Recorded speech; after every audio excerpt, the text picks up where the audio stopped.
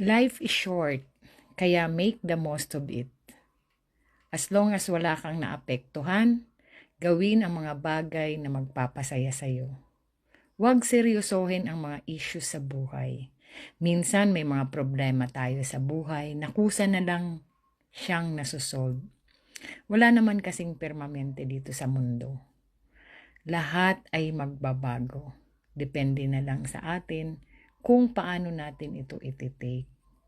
Enjoy life as long as wala tayong naaapakan na tao. At magpasaya din tayo ng mga taong nakapaligid sa atin.